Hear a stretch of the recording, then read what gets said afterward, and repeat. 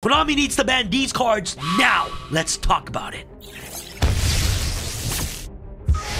So, what is going on YouTube? It's your boy Sam from Team Samurai X1 here. Happy Monday! Hopefully you guys are having a wonderful Monday. In today's video, I want to talk to you guys about the ban list and some of the things that I want Konami to fix when it comes to the 2022 Forbidden Unlimited list. If you guys go to the official Yu-Gi-Oh website right now, the next ban list will be no sooner than January 17th, 2022. There are 5 cards I would like to talk about that I believe are a huge threat to the Yu-Gi-Oh metagame, and I believe that these cards need to get fixed, and if it doesn't, then there's gonna be some huge problems. And at the end of the day, this is my opinion and my prediction on what I believe should happen for the 2022 ban list. Later on this week and next week, I'm gonna have a full proper ban list prediction video. So what I'd like you guys to do is to comment in the comments below on what cards you think is gonna get banned, limited, semi-limited, and no longer in the list. And I'm gonna highlight some of your comments in the future video where I talk to you guys about the ban list. That's gonna be coming up sometime in January next year. But in today's video, I want to solely focus on the cards I believe should get banned and the cards that Konami needs to address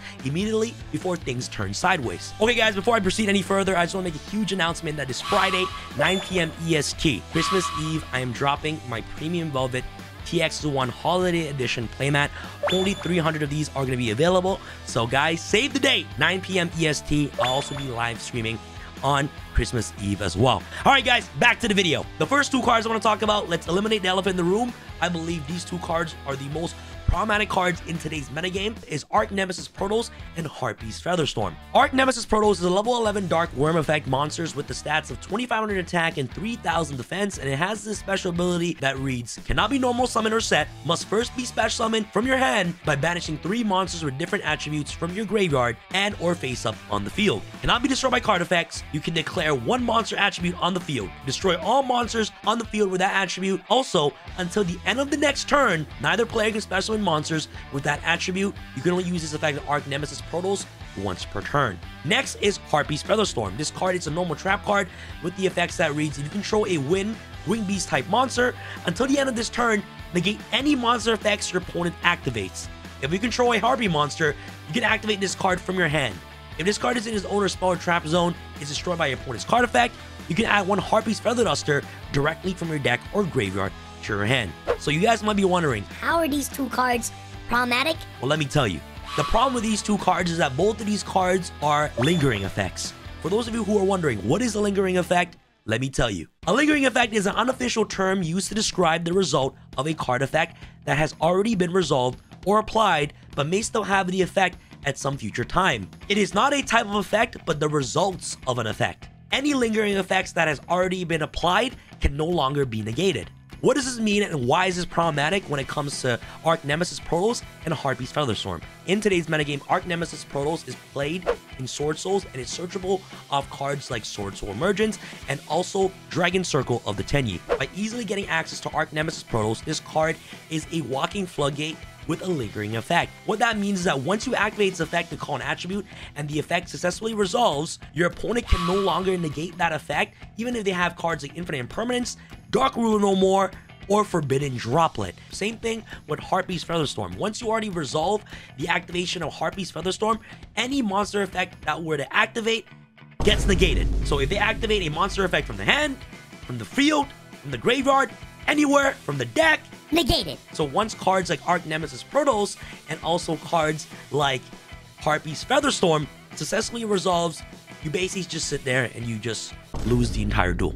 Being able to just easily search a monster that locks your opponent from special summoning is insane and it should not be okay. If powerful cards like Oppression and also Vanity's Emptiness is banned, why is it okay to keep Arch Nemesis Protos? It is absolutely not. So I believe that Konami needs to address that immediately. And same thing with Harpy's Featherstorm. Harpy's Featherstorm is one of those trap cards that are super broken in Lyralist Tri-Brigade. But now, Sword Soul Tenyi players are getting access to Cyber / Harpy Lady, so that way that they can side in Harpy's Featherstorm so they can activate it from their hand. If you guys don't understand what lingering effects is, these are some of the cards that have lingering effects as well. Final Countdown, Last Will, Cold Wave, Return from the Different Dimension, Power Bond, Gold Sarcophagus, Crush Card Virus, and Spellbook of Judgment. These are some of the lingering effect cards that act similarly to cards like Harpy's Featherstorm and also Arch Nemesis Protos. So yes, do I think these 2 cards are some of the most problematic cards in the game of Yu-Gi-Oh? 100% yes, and I truly believe Konami needs to address these cards immediately. The next card I want to talk about is Imperial Order. I don't know whose idea was it to put this card back in the game. I believe Imperial Order has to be one of the most degenerate Yu-Gi-Oh cards ever printed, and being able to just lock down an entire game mechanic, which is spell cards, is absolutely insane, and it needs to be addressed immediately. The next card I'm going to talk about is Artifact Dagda and Artifact Scythe.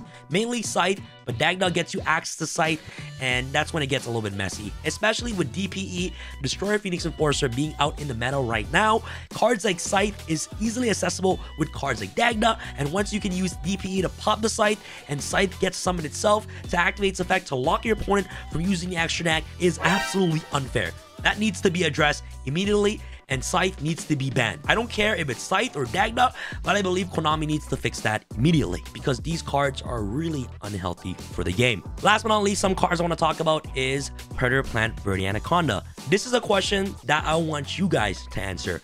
What are your thoughts on Verde Anaconda? Do you guys believe this card should stay off the Forbidden list? Do you guys think it should get banned? Do you guys think Fusion Destiny is the problem? Do you think Red Eyes Fusion is a problem? Or do you think the Fusion monsters are a problem? Do you think DPE is an issue? Do you think Dragoon is an issue? Let me know your thoughts about that entire Fusion mechanic alongside Verde Anaconda in the comment section below. I love to read your discussions in the comments, and I want to bring those comments up in a video later on when I talk to you guys about the ban list prediction for the January 17th, 2022. But that's pretty much it, guys. This video is super duper short, simple, and straight to the point on some of the cards I think should get banned and should get addressed immediately. I don't know exactly how Konami is going to approach these cards on the Forbidden list. You guys already know Konami is very unpredictable with these hits, but honestly, some things are just super duper obvious. So let me know your thoughts in the comments section below.